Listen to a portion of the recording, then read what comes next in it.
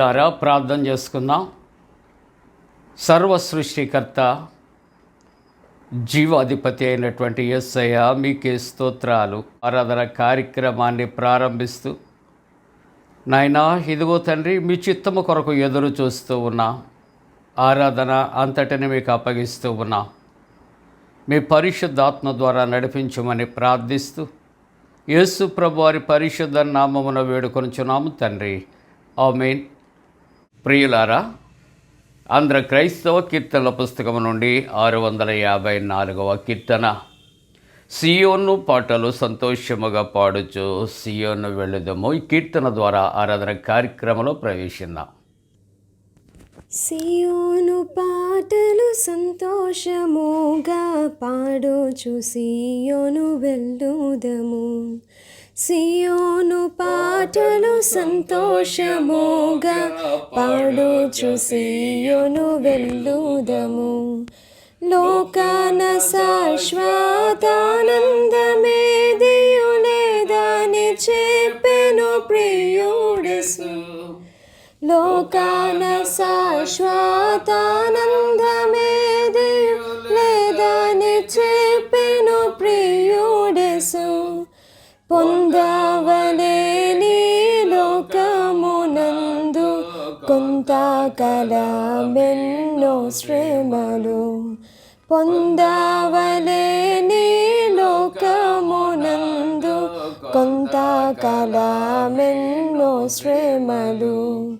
సియోను పాటలు సంతోషముగా పాడుచు సియోను వెళ్ళుదము. ఐగుప్తును విడచినట్టి మీరు అరణ్యవాసులై ధరలో. ఐగుప్తును విడచినట్టి మీరు అరణ్యవాసులై ధరలో. నిత్య నివాసములెదిలలోన నేత్రాలు కాండను పై నిల్పుడి. నిత్య నివాసములెదిలలోన నేత్రాలు కానను పై నిల్పుడి. సియోను పాటలు సంతోషముగా పాడుచు సియోను వెళ్ళుదము. మారాను పోలిన చేదైన స్థలముల ద్వారా పోవలసియున్నానేమి. మారాను పోలిన చేదైన స్థలముల ద్వారా పోవలసియున్నానేమి. నిరక్షకుండగు యేసే నడుపును, మారాని తనదు మాటనము. నిరక్షకుండగు యేసే నడుపును, మారాని తనదు మాటనము. సియోను పాటలు సంతోషముగా పాడుచు సియోను వెళ్ళుదము. ఐగుప్తు ఆశలన్నీయు విడచి రంగుగా యేసుని వెంబడించి. ఐగుప్తు ఆశలన్నీయు విడచి రంగుగా యేసుని వెంబడించి.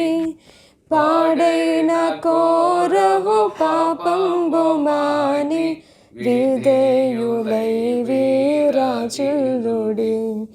పాడైన కోరహు పాపంబు మాని విధేయులై విరాజిల్లుడి. సియోను పాటలు సంతోషముగా పాడుచు సియోను వెళ్ళుదము. ఆనందమయ పరలోకంబు మనది, అక్కడ నుండి వచ్చునేసు. ఆనందమయ పరలోకంబు మనది, అక్కడ నుండి వచ్చునేసు.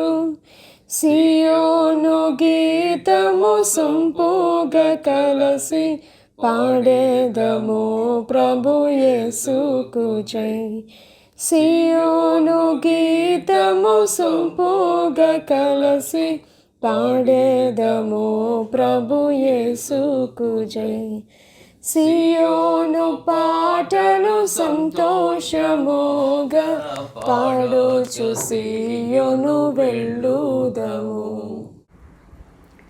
ప్రియులారా, అలాగే నిల్చుండి ఆరాధన కార్యక్రమంలో మనం ప్రవేశిద్దాం. తండ్రి యొక్కయు కుమారుని యొక్కయు పరిశుద్ధాత్మ యొక్కయు నామమున ఆమేన్. ప్రభువా మమ్మను కనికరింపుము, ప్రభువా మమ్మను కనికరింపుము. క్రీస్తు మమ్మను కనికరింపుము, క్రీస్తు మమ్మను కనికరింపుము. ప్రభువా మమ్మను కనికరింపుము. ప్రభువా మమ్మను కనికరింపుము. మనమందరము కలిసి అపోస్తుల విశ్వాస ప్రమాణాన్ని ఒప్పుకుందాం. భూమి ఆకాశములను సృజించిన సర్వశక్తి గల తండ్రి అయిన దేవుని నమ్ముచున్నాను. ఆయన యొక్క కుమారుడును మన ప్రభు అయిన యేసుక్రీస్తు నమ్ముచున్నాను. ఈయన పరిశుద్ధాత్మలను గర్భమున ధరింపబడి కన్యన మరియకు పుట్టి పొంతి పిలాతు అధికారము క్రింద శ్రమపడి సిలువ వేయబడి చనిపోయి సమాధి చేయబడినని అదృశ్య లోకములోకి దిగిననియు చనిపోయిన వారిలో నుండి 3వ దినమున లేచి పరలోకమునకు ఎక్కి సర్వశక్తి గల తండ్రి దేవుని కుడి చేతి వైపున కూర్చుండి ఉన్నాడని సజీవులకును మృతులకును తీర్పు చేయటకు అక్కడ నుండి వచ్చానని నమ్ముతున్నాను. పరిశుద్ధాత్మ నమ్ముతున్నాను. పరిశుద్ధ క్రైస్తవ సంగమ పరిశుద్ధుల సహవాసమును పాప క్షమాపణై శరీర పునరుద్ధానమును నిత్య జీవమును నమ్ముతున్నాను. ఆమేన్. ప్రియులారా, మనమందరము అలాగే నిలిచి ఉంటుండగా పరిశుద్ధ గ్రంథాన్ని తెరచి 144వ సంకీర్తన 1వ వచనము నుండి 5వ వచనం వరకు ఉత్తర ప్రత్యుత్తర రీతిగా చదువుకుందాం. 144వ సంకీర్తన 1వ వచనం ప్రారంభం. నాకు ఆశ్రయదుర్గమగు యెహోవా సన్నుతింపబడునుగాక. ఆయన నా చేతులకు యుద్ధమును నా వ్రేళ్లకు పోరాటమును నేర్పువాడయ్యున్నాడు. ఆయన నాకు కృపానిధి, నా కోట, నా దుర్గమును నన్ను తప్పించువాడు, నా కేడము నేను ఆశ్రయించువాడు. ఆయన నా జనులను నాకు లోబరచు వాడై ఉన్నాడు. యెహోవా, నీవు నరులను లక్ష్యపెట్టుటకు వారి ఏపాటి వారు, నీవు వారిని ఎన్నిక చేయుటకు మనుష్యులు ఏపాటి వారు. నరులు వట్టి ఊపిరిని పోలి ఉన్నారు, వారి దినములు దాటిపోవు నీడవలే ఉన్నవి. 5వ వచనం కలిసి చదువుకుందాం. యెహోవా, నీ ఆకాశమును వంచి దిగురము, పర్వతములు పొగరాజునట్లు నీవు వాటిని ముట్టుము. తండ్రికిని కుమారునికిని పరిశుద్ధాత్మకును ఆదియందు ఇప్పుడు ఎల్లప్పుడూ యుగ యుగములందుండునట్లు మహిమ కలుగునుగాక. ఆమేన్. ప్రియమైన దేవుని యొక్క కుటుంబీకులారా, ఈ ప్రాతకాల ఆరాధన కొరకు ఏర్పాట్లు చేయబడిన పరిశుద్ధ లేఖన భాగాన్ని మనం కలిసి చదువుకుందాం. 91వ సంకీర్తన 14వ వచనాన్ని చదువుకుందాం. అతడు నన్ను ప్రేమించుచున్నాడు గనుక నేను అతన్ని తప్పించేదాను. 2వ భాగము. అతడు నా నామము ఎరిగినవాడు కనుక నేను అతన్ని ఘనపరచెదాను. ప్రియులారా, మరి యొక్క సమయములో దైవ వాక్యాన్ని మనం చదవగా విన్నా, దేవుని ఉచితమైన కృప మన పట్ల ఉంది. ప్రతి ఉదయకాలము ఆరాధనలో పాల్గొనటానికి ప్రభు మనకిచ్చుచున్న ఆయురారోగ్యాలు బట్టి వందనాలు చెల్లిస్తూ, మీ అందరికీ కూడా యేసు ప్రభు వారి పరిశుద్ధ నామమున మరి యొక్క సమాధానము కలగాలని ప్రార్థన చేస్తూ, ఈ శ్రేష్టమైనటువంటి సమయము ఆరాధనలో మీ కుటుంబాలు, మీ గృహాలలో జరుగుతున్నటువంటి జన్మదినాలు, వివాహ దినాలను బట్టి మరి దేవునికి కృతజ్ఞతాస్తుతులు చెల్లిస్తూ, మీ అందరికీ కూడా ప్రభు పేరట శుభాకాంక్షలు మేము పండు prince and sisters YouTube channel ద్వారా తెలియచేయటానికి సంతోషపడుతున్నాం. దేవుడు మిమ్మలను బహుగా దీవించునుగాక. మంచిదండి, క్షేమంగా ఉన్నారు కదా? దేవునికి వందనాలు చెల్లిస్తూ ఉన్నాం. ఈ ప్రాతకాల ఆరాధనలో దైవ వాక్యాన్ని మనం 91వ సంకీర్తన 14వ వచనాన్ని మనం చదువుకున్నాం. అతడు నా నామము ఎరిగినవాడు కనుక నేను అతనిని ఘనపరచెదను. మరలా 14వ వచనం మొదటి భాగానికి వద్దాం. అతడు నన్ను ప్రేమించుచున్నాడు గనుక నేను అతన్ని తప్పించేదాను. ఈవేళ దైవ వాక్యములో మనము వాక్యాన్ని ప్రార్థనాపూర్వకంగా అర్థం చేసుకుంటానికి ప్రయత్నం చేయాలి. అతడు నన్ను ప్రేమించుచున్నాడు కనుక నేను అతన్ని తప్పించేదాను. ఆయన మనలను తప్పించాలి అంటే మనము ఆయనను ప్రేమించాలి అని దేవుని యొక్క వాక్యము ఇక్కడ వ్రాయబడుతూ ఉంటున్నది ప్రియులారా. కాబట్టి దేవుని యొక్క వాగ్దానాలు చాలా అమూల్యమైనటువంటివి. అందుకనే ఈ యొక్క 14వ వచనములో మొదటి మాటలు మనం ఈ దినాన్న జ్ఞాపకం చేసుకుంటూ ఈవేళ మన అంశము అతడు నన్ను ప్రేమించుచున్నాడు. ఎవరితో ఈ మాటలు మాట్లాడుతున్నారో తెలుసా? ప్రభువు అంటున్నాడు. ఎవరి కొరకు? మన కొరకు అంటూ ఉన్నాడు. పురుషులు కావచ్చు, స్త్రీలు కావచ్చు, చిన్నపిల్లలు కావచ్చు, యవనస్తులు కావచ్చు, వృద్ధులు కావచ్చు, ప్రభు ఏం చూస్తా ఉన్నారు అని ఆలోచన చేస్తే ఏ వ్యక్తి ప్రభువుని ప్రేమిస్తూ ఉంటూ ఉన్నాడు? ఎవరు ప్రభువుని ప్రేమిస్తూ ఉన్నారు? ఎవరు ప్రభువుని ఏ విధంగా ప్రేమిస్తూ ఉన్నారు? ఆయన చూస్తూ ఉన్నటువంటి దేవుడిగా జ్ఞాపకం చేసుకుంటూ ఉన్నాం. అందుకే అతడు నన్ను ప్రేమించుచున్నాడు కనుక నేను అతన్ని తప్పించేదా. దైవ వాక్యములో మనము చూస్తా ఉన్నప్పుడు ద్వితీయోపదేశకాండము 6వ అధ్యాయం 5వ వచనాన్ని మనం చూద్దాం. మన యొక్క బాధ్యత, సంఘం యొక్క బాధ్యత, కుటుంబం యొక్క బాధ్యత, విశ్వాస యొక్క బాధ్యత ఏమిటని ఆలోచన చేస్తే దేవునిని ప్రేమించాలి. దేవుడు మనలను ప్రేమిస్తూ ఉంటున్నాడు. But what about our position? ప్రభు ప్రేమిస్తే సరిపోతుందా? Is it enough to us? ఆయన ప్రేమించటమే కాదు, ఆయన ప్రేమిస్తూ ఉన్నాడు కాబట్టి ఆయనను మనము ప్రేమించాలి. This is the condition. కనుక దేవుని యొక్క వాక్యములో ద్వితీయోపదేశకాండం 6వ అధ్యాయం 5వ వచనం అంటాడు, నీ పూర్ణ హృదయముతో, నీ పూర్ణ ఆత్మతో, నీ పూర్ణ శక్తితో నీ దేవుడైన యెహోవాను ప్రేమింపవలెను. ఎంత స్పష్టంగా దేవుని వాక్యం మాట్లాడుతుంది అంటే ఇక్కడ నీవు ఏది చేసినప్పటికీ కూడా హోల్ హార్టెడ్ గా చేయాలి, పరిపూర్ణంగా చేయాలి. దేవుని ఏ విధంగా 3 మాటలు ఇక్కడ జ్ఞాపకం చేస్తున్నాడు. మొదటి మాట నీ పూర్ణ హృదయం, చెప్పండి. రెండవది నీ పూర్ణ ఆత్మ, మూడవది నీ పూర్ణ శక్తి. ఈ మూడింటితో ఏం చేయాలి? మన దేవుడైన యెహోవాను ప్రేమించాలి. ఈ మూడింటిలో ఏది లోపము కలిగినప్పటికీ కూడా దేవుడు మన పట్ల చేసే కార్యాలు జాప్యం జరుగుతుంది అని మనం జ్ఞాపకం చేసుకోవాలి. దేవునిని మనం ఈ 3 రీతిలుగా సంపూర్ణంగా పరిపూర్ణంగా ప్రేమిస్తే ఆయన తప్పనిసరిగా తప్పిస్తాడు. మనల్ని తప్పించలేదు అంటే మనలో ఏదో కొరత ఉంది ప్రియులారా, మనలో ఏదో కొరత ఉన్నది. కాబట్టి దేవుడు చక్కటి వాగ్దానాన్ని చేస్తూ ఉంటూ ఉన్నాడు.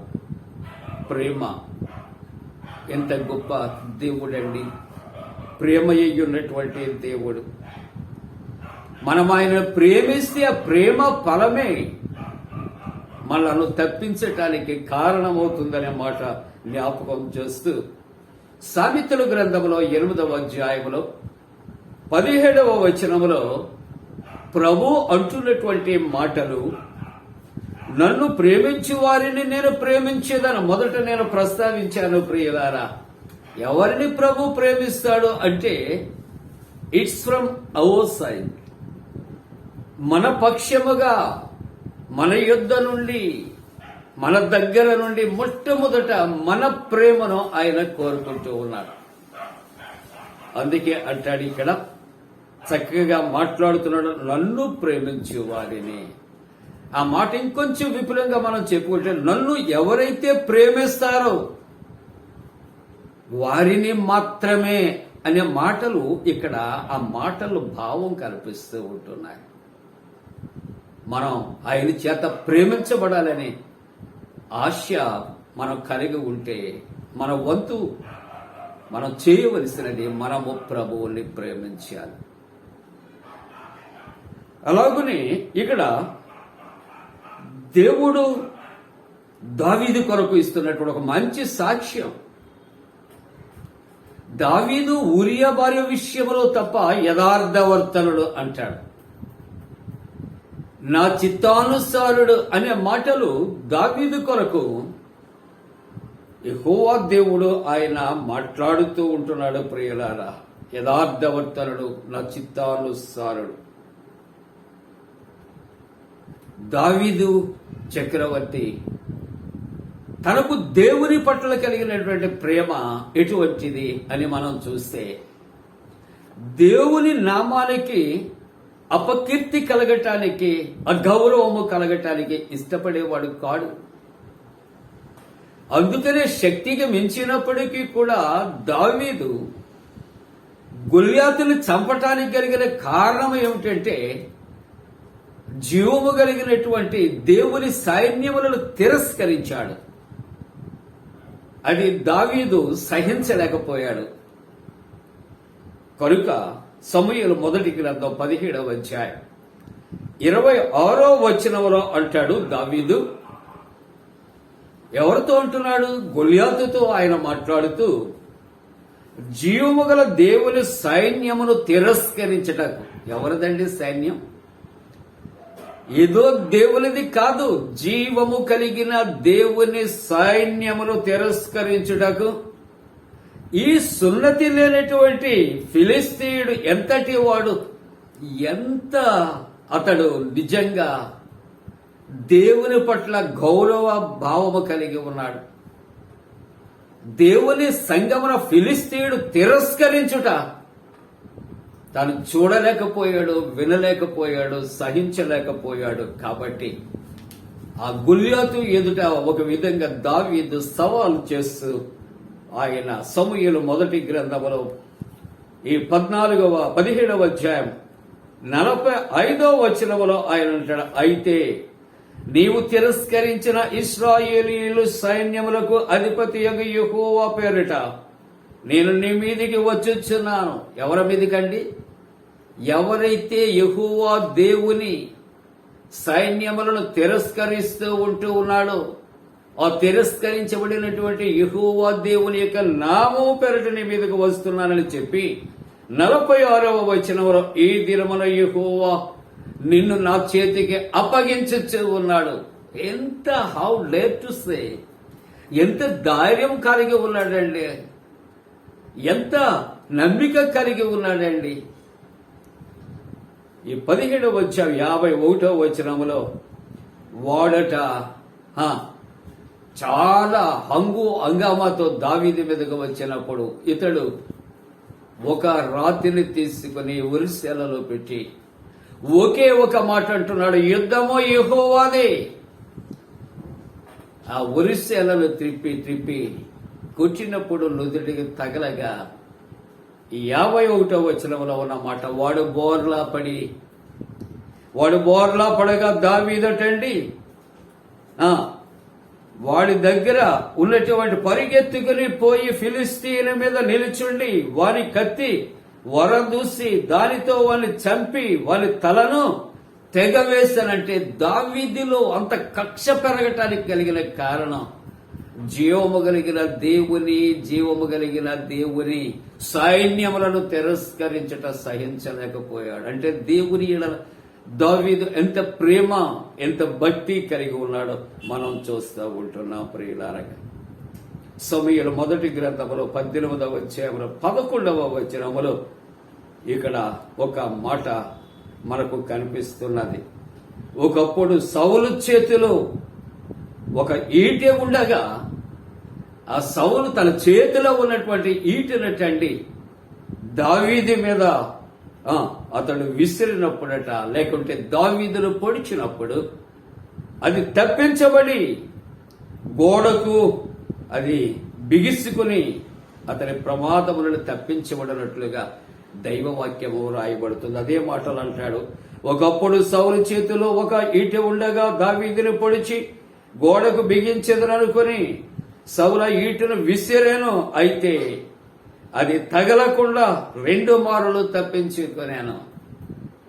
దేవుడు తను ప్రేమించి వారిని ఏ విధంగా ఆయన తప్పిస్తున్నాడో మనం ఆలోచన చేద్దాం ప్రియులారా. సమూయేలు మొదటి గ్రంథంలోనే చివరిగా 24వ అధ్యాయం మొదటి వచనంలో మనం చదివితే ఇక్కడ సౌలు దావీదును చంపాలని ఇశ్రాయేలీల్లో 3000 మందిని అతడు తీసుకుని ఎన్గెది అరణ్యములో తాను నితుకుచూ ఉంటుడుగా మరి అతడు సౌలటండి ఏం చేస్తున్నాడు? అతడు ఇక్కడ దావీదు ఉన్నటువంటి స్థలములో తను పట్టి చంపాలని కక్షబూని వచ్చినప్పుడట దావీదు కూడా అతను తప్పించుకుంటాను ప్రయత్నిస్తూ ఉంటాడుగా ఆ గుహలో ఉన్నటువంటి శంఖాని వృత్తి కొరకు సౌలు వెళ్లి ఉంటాడుగా దావీదు చేతికి చిక్కాడు. కానీ దావీదు అనుకుంటున్న మాటలు అతడు దేవుని చేత అభిషేకించబడిన వాడు గనక అతను నిన్ను ముట్టకూడదని తన పైన ఉన్నటువంటి ఉత్తరీయాన్ని అతడు కోసి సౌలుగా చూపించినట్లుగా చూస్తున్నా. ప్రియులారా, దేవుని ప్రేమించి వారి మీద ఎవరైనా పగబడితే శత్రువు చేతిలో దేవుని బిడ్డలు హతము కారు, కానీ దేవుని బిడ్డల చేతికి శత్రువులను అప్పగించే దేవుడు అని దేవుని యొక్క వాక్యములో వ్రాయబడుతూ ఉంటున్నది. అందుకని అతడు నన్ను ప్రేమించుచున్నాడు కనుక నేను అతనిని తప్పించేదా. మనమును కూడా అపవాది మనకు కలుగు చేసే ప్రతి విధమైన కీడు అపాయాల నుండి మనం తప్పించబడాలంటే ఈ ఉదయకాలపు ఆరాధనలో పాల్గొన్న మనము మన యొక్క త్రియక దేవుడైనటువంటి వారిని మనం ఏం చేద్దామంటే మనము 3 విధములుగా దేవుని మనం ప్రేమిందాం. ఈ లోక సంబంధమైన జీవితంలో కలిగే ప్రతి విపత్తుల ప్రమాదములను తప్పించబడదాం. అలా చేయటానికి దేవుడు తన పరిశుద్ధాత్మకుడిన మనపై మెండుగా కుమ్మరించను గాక. ఆమేన్. ప్రార్థన. పరిశుద్ధుడా, నీకు వందనాలు. వాక్యము వింటున్న ప్రతి కుటుంబము దీవించండి. జన్మదినాలు, వివాహ దినాలు జరుపుకుంటున్న కుటుంబాలను ఆశీర్వదించండి. ప్రయాణాల్లో ఉన్న వాళ్ళని దీవించండి. వైరస్ నుండి తప్పించండి నా తండ్రి. పరీక్షలు రాసి రిజల్ట్స్ కొరకు ఎదురు చూస్తున్న ప్రతి బిడ్డలకు జాయమిచ్చి నైనా ఉద్యోగాలు వారికి అనుగ్రహించి మరి ప్రార్థన చేస్తూ ఉంటున్నా. అలాగే ప్రభా సచివాలయాల్లో ఉద్యోగాలు చేస్తున్న బిడ్డలు పర్మనెంట్ చేయబట్టానికి కూడా కృప చేయమని ప్రార్థన చేస్తున్నాం. థర్డ్ వేవ్ రిపీట్ కాకుండా కృప చేయమని నీ సన్నిధిలో ప్రార్థనలు చేస్తున్నాం. గర్భిణీ స్త్రీలు సుఖప్రసవం కొరకు ప్రార్థిస్తున్నాం. సంతానం కొరకు ఎదురు చూస్తున్న కుటుంబాలు సత్సంతానం కలుగు చేయండి. యవనస్తులు నాయన వివాహ ప్రయత్నాల్లో సఫలము చేయమని ప్రార్థిస్తున్నా. అలాగే ప్రభు ఇదిగో తల్లి శారీరకంగా బలహీనతగా ఉన్నటువంటి నాయన నీ బిడ్డల కొరకు ప్రత్యేకించి ప్రార్థనలు చేస్తూ ఉంటున్నాం. ప్రభు నాయన ప్రియులు జార్జి మోహన్ రావు గారు, నాయన వారి సతీమణి సౌదామణి గారు వారి క్షేమము కొరకు ప్రార్థిస్తున్నాం. సౌదామణి గారికి స్టంట్ వేసి ఉంటుండగా మీరు దర్శించి అయ్యా స్వస్థపరచమని బలపరచమని ప్రార్థన చేస్తూ ఉంటున్నాం. బి ఇమ్మానుయేల్ రాజు గారు దంపతుల కొరకు కుమారుల కొరకు ప్రార్థిస్తున్నాం. నైనా జేమ్స్ మోహన్ రావు గారు రత్న కుమారి గారి దంపతుల కొరకు స్వీడన్ లో ఉన్న వారి సంతానము కొరకు ప్రార్థిస్తున్నాం.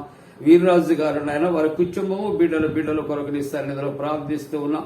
బి నీల్ కిరణ్ గారు నా తండ్రి ఇంజనీర్ గా ప్రమోషన్ కొరకు ప్రార్థిస్తున్నాం. నాయనకి ప్రేమ్చంద్ నాయన శ్వేత వారి స్వస్థత కొరకు ప్రార్థిస్తున్నాం. బ్యూరా వారి యొక్క నాయన తండ్రి గారు నా ప్రభా కిడ్నీ టెస్ట్ కి వెళ్లారు. వారి యొక్క నాయన మంచి రిపోర్ట్ కొరకు నీ పాద సన్నిధిలో ప్రార్థిస్తున్నాం. రాపాక ప్రశాంతి గారు నాయన వారి కుటుంబం కొరకు బిడ్డల కొరకు ప్రార్థిస్తున్నాం. వారి ఉద్యోగ ప్రయత్నంలో సహాయం చేయండి నాయన. చేత నా తండ్రి సంతానం కొరకు ప్రార్థిస్తున్న ద్వారా నిగిత తన ఉద్యోగ ప్రయత్నాల్లో తోడుగా ఉండండి. పిలిపే దావీది గారి కొరకు పాస్టర్ జాషువా గారి కొరకు నా తండ్రి ప్రార్థన చేస్తున్నాం. తండ్రి జెడ్ఎం రాజ్బాబు గారు వారి కుటుంబాల కొరకు, డిఈ విజయ్ కుమార్ గారు వారి కుటుంబాల కొరకు నీ పాద సన్నిధిలో ప్రార్థన చేస్తూ ఉంటున్నాం. నిత్యానంద్ కుమార్ అలాగే తండ్రి సన్నీలో కొరకు నా తండ్రి వారి ప్రమోషన్ కొరకు పర్మనెంట్ కొరకు కూడా ప్రార్థన చేస్తూ దేవా నీ సన్నిధి నిత్యము వారి కుటుంబాలకు తోడుగా ఉంచివని నా తండ్రి నాయన ఆరాధిస్తున్న ప్రతి బిడ్డలను దీవించి పంపించమని మా ప్రభును రక్షకుడని యేసునామమున వేడుకుంటున్నాం తండ్రి. ఆమేన్. పరలోకమందున మా తండ్రి నీ నామం పరిశుద్ధపరచబడును గాక, నీ రాజ్యం వచ్చును గాక, నీ చిత్తం పరలోకమందు నెరవేర్చినట్టు భూమి అందు నెరవేరును గాక. మా ఇందిన ఆహారం మా దయచే మా ఎడల అపరాధం చేసిన వారిని క్షమించిన ప్రకారంలో అపరాధము క్షమించుము, శోధనలోని కీడులను తప్పించుము. రాజ్యము శక్తి మహిమ నిరంతరం నీవై ఉన్నవి. ఆమేన్. మన పరమ తండ్రి అయిన దేవుని యొక్క ప్రేమయు ప్రభువైన యేసుక్రీస్తు ప్రభు కృపయు పరిశుద్ధాత్మిక అన్యోన్య సహవాసము ఆరాధనలో పాల్గొని ప్రతి కుటుంబానికి తోడుగా సంరక్షించి కాపాడును గాక. ఆమేన్. నాట నుండి నేటి వరకు నాకు కలిగిన శోధనములలో,